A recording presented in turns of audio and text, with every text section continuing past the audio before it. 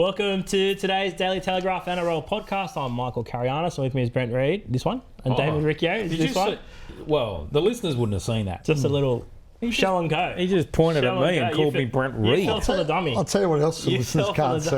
I'll tell you what else the listeners can't see. His clobber, his outfit. Well, what is doing? It's not go casual. There is a work story day. behind this, right? So I would mention Seinfeld and George Costanza, No, but but I wouldn't Mick know has what no we're idea what we're talking Maybe about. dressed in velvet. Just velvet. No, What's the story behind your shoddy? Hold on. What's the story behind your shoddy? Well, we've got the little one still your sleeping. pyjamas. We've got the little one. This is not pyjamas. This is That's Ralph Lauren, mate. It's Ralph Lauren it's pyjamas. nice They're good casual, pyjamas. but From so 97. the little one overseas knock off. He went to Bali. Thailand, Bali, yeah. Have you done your research that Brace said to you about Thailand yet, or No, I haven't. No, No. okay. I will be getting a massage, so. no? So the little one is still in our room, sleeping in our room, right? And where her bassinet is where all my clothes are, and she was still sleeping by the time I left the house. And So you just picked up clothes off the floor. I just picked Or up the stuff, not the dirty clothes. No, these had just come off the line. So from yesterday. So It's an interesting thing. all that I had. Mick's walking the tightrope that as all young fathers we've all walked. So that's all I You had. just go. It's such a fine precipice At least your bum's to walk. not in You your go bed. with whatever happens at that time. Well, if she was in our bed, it would be all right because I'd been able to sneak that's through. true. But the bassinet is. But that dead set. affects your sleep because our oldest, I think, used to sleep in our bed for a long time. Yeah. It's a Yeah, nightmare. that's a punishment. Anyway, no one cares. Yeah, well, good story. All things that are a bit of drama in Dragons land. Speaking of punishers. Again this week, the Dragons, Ben Hunt's been in the news probably since Saturday when he came out and said that the club, he doesn't feel like the club want him because they haven't made an offer to him for 2026. He's obviously in an Australian camp at the moment. So what's happened there is at a board meeting on Tuesday, it was discussed the potential for Ben Hunt to be offered to test the open market. So calls were made. It's interesting, Ben Hunt's camp sort of rejected those requests despite that offer being made. Look, it doesn't mean too much because November 1's only a couple of weeks away, but Ben Hunt will go to market come November 1. What's your take on this, Dave? Has Ben Hunt played his last game at the Dragons? Look, can we just peel it back a little bit? You pick up the phone on Saturday. Yeah. You talk to Ben Hunt from Australian camp. Yeah. And it was a pre-organised interview, Yeah. I understand, with the Australian team to help promote Friday night's test. Yep. And of which Ben is, clearly a big part of that squad, but also too, he's never far away from discussing his future at Saints. I want to know, Mick, did you help Ben Hunt understand what he was saying when he came out with the comments that he came out? Because for me, they were agitative comments. Yeah. Inflammatory, they were. Yeah. Inflammatory comments, don't you think? I feel like I've got a good enough relationship with Ben to, or you do it with anyone, but to sit there and clarify That's right. his comments, Yeah. and that's what happened. Yeah. So He I knew made sure exactly what he was saying, He's right? done he's not a rookie. He's a seasoned pro. Yeah. I've got a good relationship with him, so you're not gonna you're not gonna burn him or anything like that. So he knew what he was saying. He was comfortable in what he was saying. It was interesting that he did other interviews and wasn't as forthright with them on the TVs. I watched the TVs, and he did one with the Herald as well, and the tone was similar, but not as damning as he was with what he said with me. So I'll never knock a player for speaking their mind. More of it, we're over sanitised as a society, let alone covering rugby league. Never bag a player for that. But my only concern is a club captain. yeah. Speaking in such a tone where, of course, you have to know the drama that will bring. Oh, he knew. Yeah, of course.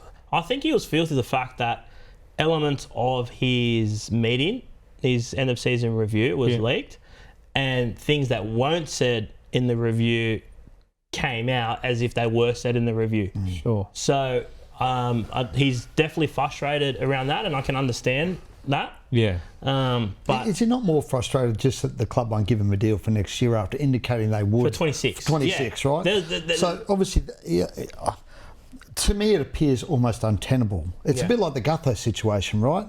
Where the club says, we're not willing to give you a deal beyond next year. Go see what's out there for yourself for 26. Now, he's 35 next year. Yeah, in He'll March. be 36 and 26, right? No one's going to sign him for 1 year just for 26. I find that not yet. They might, but not. No, they might. I'm with you, Rudy. And this is where I get frustrated about this whole discussion of where, and I rate Ben Hunt. Like, I like him. But where's the appeal in signing Ben Hunt at 36 years of age? Unless you can get him for 25 and 26. Now, the only difference here is Ben has probably every right to feel that the club have erred in indicating, let's get through the Origin series and sit down. We'll have a chat about your future. Yeah, that's probably where the club has erred. Yeah. But at the same time, the club always has the right to change their mind. If his form fell away. Yeah. And he was like in the back end of the season. And Jaden Sewer got Player of the Year. Yeah, he did put his hand up and said my form fell away at the back end of the year. My defence wasn't up to scratch, right? So he's taken ownership of that. And I think he's indicated, and he had never said this publicly either, the fact that he wanted to play on in 26. We weren't sure if that's what he wanted to do, but he said no, he wants to play on in 26. I still think there is a place for Ben Hunt, right, in 26. But you're not the Dragons somewhere in the game, right? But you're not going to do that deal now, right? Well, the other thing is, that's right. You could. There's no club in currently working on their 2026 roster. Yeah. Going, let's pick up Ben Hunt for a year in 2026. No. There's not a single club. But someone will, right? You think so? Yeah. Because you'll get to the point. But they pick him up at nothing. No, but that's the other catch. His value in 6-8 months' time, value, may have plummeted. Of course. So he needs to strike now. Well, to be fair, Ben needs to accept that his contract will plummet. If you go through the... Yeah, but I think he's more valuable potentially now than he would be midway through 25. Because he's still in the Australian squad off the back of it. He's still understand. a rep player, right? He might not be this time next year. Yes. Understand. If we go through players that have played to the age of 36, a large majority do drop below 400,000. Yeah, except Cam Smith. Yeah, okay. So you've just described an immortal. Cooper Cronk and Daly Cherry. Daly's probably... Daly's still at the top of his game at... Yeah, but his pay. Well, he's still getting paid well, but his pay's dropped a little bit, hasn't it? The last couple of years. Who would do you guys see him playing? I don't see him at the Dragons next year. I think he'll go. I think someone. Where? My problem is where. I think someone will come in. Now the other catch to this, right? And there have been whispers around of clubs being interested in signing him potentially for the next 2 years. I'm not the thing that. Okay, fair enough. The thing that gets me is then you're not you specifically, but then comes the next discussion. Well, a club might pick him up and use him as a dummy half. Ben Hunt is hardly going to run to a club at 35, turning 36, to go make 45 tackles in the middle. Well, they might if they pay him, please, $600,000 in 2026. No one's paying $600,000 at 36. He might get. I think he gets 600 potentially. Don't you think? No, I think his value for 26 is really hard to put a number on right now. And that's why, and the Dragons have intimated they're not going to rule out 26, but they need to see, I think at his age and where he's at in terms of the performance at the back end of this year. And, if he came out and said, oh, look, I'm going to stand down from rep footy as well, that might, add to his value. But he mentioned the fact that I'm not going to, there's no blame on this, right? Like, I'd be the same. But he goes, if Mal calls you or Billy calls you and want you on the squad, how do you say no? Yeah. Right? I totally... And that's admirable. That's not a criticism, right? That's just the reality of it. So I don't think he wants to give up rep footy yet either. So there's a fair bit to play out still with Ben Hunt. I'm with you. I just can't see, like, we went through this 12 months ago. Yeah. I can't see how he's at the Dragons next year. Yeah, look, but I don't know where he goes. Well, yeah. Geez, I struggled to say specifically, didn't I? You did. You went specifically. Didn't I? We're in the off season. So. The catch for me with Ben Hunt, whether he's at Dragons or not, is Clint Gutherson. Now, if the Dragons can keep Clint, I think that changes the dynamics of things. But how does that help the halves situation? Oh, it just gives him experience. It helps the leadership factor. Yeah. Ben Hunt is a major lure for Saints at this point in time for his experience. Yep. You bring in you bring in Gutho, you're covering the experience that allows you to let Ben Hunt go. My problem is, I don't see a club in for Ben Hunt at this point in time. I think if he's available for 25, I think someone will come in. Yeah, I agree. Someone will sign him. So you think he won't be there? I don't think he'll be there. What about you, Dave? No, I'll lean towards no. All right. Do you have an update on the Clint Gutherson situation? Still being played out. This one rests on Gutho. It rests on Gutho making a decision on Gutho. Are you ready to leave Parramatta? I heard a bit of mail on this one this morning. Early Can I as give next a bit season. of mail on this one? Of course you can, mate. It's a bit like the Regan Campbell-Gillard situation. Apparently Gutho wants 3 years. At the moment, that's a bit of a sticking point. Yeah. So 3 years including next year. So another 2 years on top of next year. Yeah, that makes sense. At the moment, that's a little bit of a sticking point. Okay. So, because that means he only gets an extra year, right? Because he's already got 12 months guaranteed at Parramatta, right? Yes. So in his mind, he's only getting 1 year. Yeah, well, but the other more significant sticking point, as much as he has publicly, and the Eels have said publicly he's willing to accept that change of position, that's the other huge sticking point. Yeah, like he wants to play fullback. That's what I'm told today. Okay. So He's desperate to play fullback, but the term might be an issue. I think, given Saints' situation, I just remembered that. I just spoke to someone earlier and they said these are an issue. But anyway, I really liked what the Dragons did in holding firm on the 2 years for Reg. Only 2 years only. We're not budging. Reg coming back to them saying, no, I want 3. And Saints didn't budge. They said, no, 2 only. There's a little bit of concern for me for the same reason on Gutho. Yeah, I'm 2 years as well. I think they stretched to 3 on Valentine Holmes. And, in an ideal world, I think they would have given Val 2 years, but I think Val's okay for that 3 year period. And given what they needed with Zach Lomax leaving, I would take Clint Gutherson for 2 years, but I'm not offering him 3. I would consider 2 years and an option. Yeah, it would. But the option means nothing, right? Just a mutual. Because, mate, if he's going okay, it would depend on the term, right? The third year, the amount of money. Of course, that's right. If you could get him in the third year for $400,000 or $500,000. Yeah, and I'd probably give him the third year. And there's no guarantee of playing fullback. Yeah, and maybe you put some triggers in there if he plays so many games, the amount goes up. Everything depends on the money. Yes, right? always. Like if it's 400,000, I'm signing him for 3. Yeah. No issue, right? Yeah. But I don't know if he's going to cop that, right? No. Well, obviously it sounds like he won't. At 400, then you could play him on the bench. You could play him at centre. You could play him wherever, and it doesn't break your cap, right? Yeah. But if he's at 800 and you're carrying it, and you think you need to sign a fullback on top of that, right. That's where it hurts, right? Yep. So 2 years at 800 for Gutho at the Dragons, I'm completely on board with. Third year, he's taking a pay. You're making him take a pay cut. well, I'm just saying roughly whatever he's on at Parramatta for next year, and then the second year I'd be. He doesn't turn 31 until September next year, so you get a full season. At 30 years of age, you're saying potentially 3 years. He's not. It's just about his body. Yeah, I'm 2. I'm not budging on 2 unless the third year is at a discounted rate. I'd have some sort of trigger and an option of some description in there for a third year. But the trigger's hard, right? Because you'd think, bar an injury, he'll activate the trigger, right? Because he's going to play games. You don't want him, but it just depends on. But if he's playing games, Mick, that means he's but he's not going to be worth. He's not going to be worth 800 at fullback in 3 years. No, but there's no way it's the third year, even with the trigger, is at 800. Yeah. So how would you trigger it?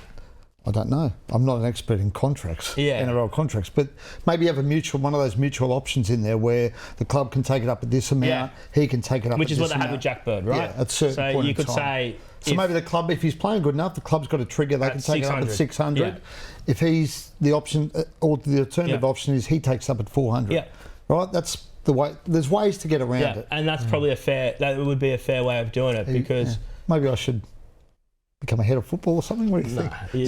The elephant in the room's Tyrell Sloan. Yeah. But I think part of the reason I'm told that they're bringing him there is that Tyrell can learn off him. Yeah. It's been a couple of years learning off him. Yeah. 3 years learning off him. Can Sloan play on the wing? Or is he... I reckon that's their only option with him in the team. And maybe I don't think he's playing centre. You know what? Maybe if Ben Hunt goes, right, maybe you shuffle things around. Maybe Gutho can jump in the halves. Play 6, potentially. Maybe that's what Ben Hunt was saying all along, that Gutho should play 6. Well, there was a suggestion. Because I won't be here. That was a suggestion. Yeah. So, but I mean, that is an option for you. I don't know if Gutho can play 6. I'm sure he could handle it, and that allows you to play Sloan, or maybe get to a point in the year where There's a lot of moving pieces. Well, there is a lot of moving There is, pieces. but that's where Saints are at, and you know, again, this is why I'm holding something back on Ben Hunt, because Gutho is a big piece of the puzzle suddenly. Yeah. For the ability, he can shift around a bit. And there's still more players. So I think they've only got 2 roster spots, the Dragons as well, which is an issue for them. But Josh Adokar? It's slowed down. Yeah. It's definitely slowed down, and it's largely slowed down to Gutho. And for everything we just spoke about Sloan, do you need Josh Adokar when, what's to say Sloan couldn't make Yeah. a fist on the wing? I mean, if my concern is if defence is his biggest problem at fullback, it's not going to help too much on the Yardage wing. carries. Yeah. That's going to be the issue too, coming out of his back end. Fox has slowed right down. There's still some interest from Saints, but it's all about the money. Gutho's their priority, and then they'll get the Fox. And then Adam Dewey as well has been a name that's been bandied about. Yeah. Well, he's got 1 year left at the Tigers. He's on minimal money. I mean, he's on not minimum wage, but below probably the market value for a player of his quality, because he's obviously had long-term injuries. And yeah, he's been looked at. Again, he's an option at 6, right? If Ben goes and Kyle goes to halfback, I thought he had a terrific return from He injury. came back well, didn't he? Yeah. I mean, he was a good centre when he came back. Yeah. Played really well. So, I mean, he gives you a bit of versatility, cover a few spots. And you know what? He's a good footballer, good bloke. He'd be a good pickup for them. I'm not sure the Tigers don't want to keep him, though. Yeah. Well, let's move on to their crosstown rivals, the Cronulla Sharks, Dave. Jesse Ramien.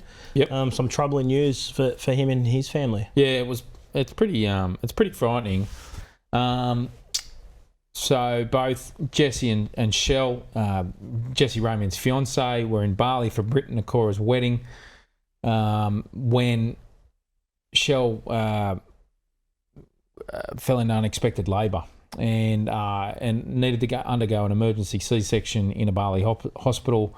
The little baby Tio was born 6 weeks premature and needed to be resuscitated for up to 5 minutes. Thankfully, Tio's got through, but now they face this arduous task of either waiting it out in a Bali hospital with... And guys, unless you're in those shoes as a young parent and being in unfamiliar country, surrounds, and the medical expertise that you have in Bali compared to here in Australia, it would be pretty frightening. So Royce Hunt's partner Siobhan has commenced a GoFundMe page on the basis that it's an estimated cost of around $130,000 to get a care flight back to Australia for little Tio. It must be said that, look, the Ramiens had nothing to do with that GoFundMe package. They're not putting their hand out. And it's morely a gesture from concerned friends. They won't get the $130,000. I'm pretty sure. I think everyone's aware of that. But the costs of staying in a Bali hospital are significant. The obvious question is, why would you go when you're so heavily pregnant? They went through all the normal process that you would before going to Bali, going overseas, and all indications were that Shell's GP, all the medical staff said she was fine, was on track for a birth much later, and also travel insurance covered. They got clearance from their airline and also had travel insurance. So look, in their mind, they ticked all the boxes, and they're in this unfortunate scenario of which now the NRL and the Sharks are involved, talking to Australian government officials to attempt to try and get little baby Tio back to Australia as soon as possible. Yeah, well, let's hope they can get back here. Obviously, footy back again this weekend. Ready? The internationals start. You're pumped for the Pacific Championship? Yeah, fine. Why are you laughing? I don't know. Just the way you asked it. You give Tonga